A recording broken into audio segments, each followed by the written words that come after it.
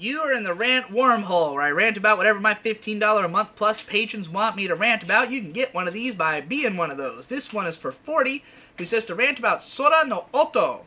Sora no Oto.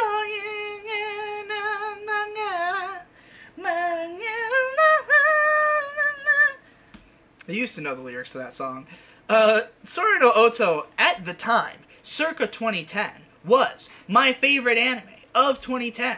I did some writing about it back then. I was episodically blogging it at first, but I was writing like these weird, like gonzo journalistic pieces from the first person perspective of the character. I was basically just retelling each episode, but as though it was Kanami writing in her journal.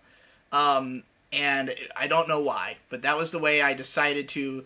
But you know, I was obviously like kind of going more in depth on like the emotions that she might have been feeling at those moments than, you know, just literally describing what was going on. It inspired that in me somehow, and I had loved the show at the time. I thought that the artwork was really beautiful. I loved the unique design of the city, the kind of odd tone of the show, where it's kind of a cute girls show, you know, about like four girls playing instruments, except that they're in the military in some like strange European town, and it gets like dark and dramatic, you know, as it goes.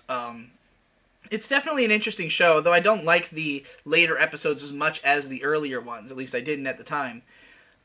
So recently I tried to show it to May. I was like, hey, let's check out Sora no Oto. And right away what struck me is that the show is not nearly as gorgeous looking as it was in my memory.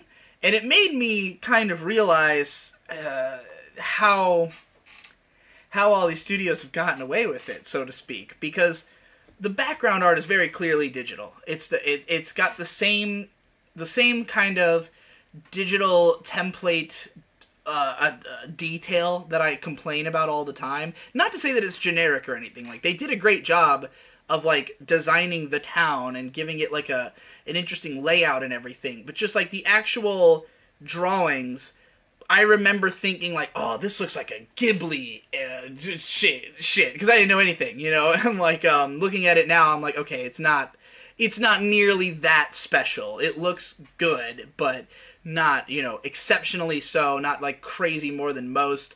I think maybe those techniques were newer at the time, but like I'm thinking about 2010, and this is the same time that K-On! Season 2 was on TV, you know, and I'm sure that at the time I would have probably thought Sora no Oto was better looking because it has a more unique setting, because it has a you know, it has pretty bright, like, poppy color design and a cool European town, and that's different and distinct, and K-On! Takes place in a school, you know, but, like, if we're actually talking about the technical detail in, like, craft between these two shows, K-On! Would blow it out of the water, but I couldn't have understood that at the time, so, you know, that was a little jarring to go back and realize that it wasn't nearly as good looking as I had first thought, and, you know, nothing that happens in the first episode is really that engaging. It didn't really make me feel... I guess mostly I was just so, like, shocked by the cognitive dissonance of what I remembered versus what I was seeing that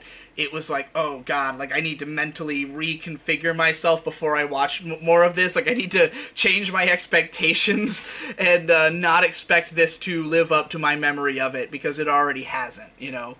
But I'm sure it's still a fine show. I'd like to watch the rest of it again at some point. I don't really remember that much of it. I remember there being like a couple episodes that really stood out as more interesting because of just how unique they were. Like, the best thing I can say about the show from my memory is that, you know, as cute girls shows go, there's not one that's like it, not one that's set in that kind of setting or, you know, deals with those kinds of themes necessarily.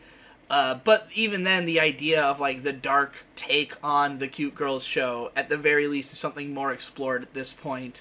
You know, maybe it was ahead of its time. Maybe it was better in 2010 than it would be today.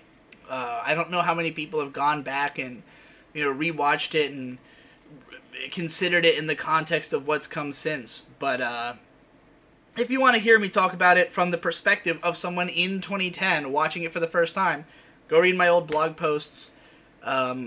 My blog, my sword is unbelievably dull.wordpress.com. If you don't know about it, go there and you can go just type in Sora no Woto and you'll find my old posts. But yeah, from my current perspective, I'm kind of afraid to watch it again because the first episode was not as impressive as I remembered, and it went from being something that I was kind of excited to rewatch to something I was kind of afraid to rewatch.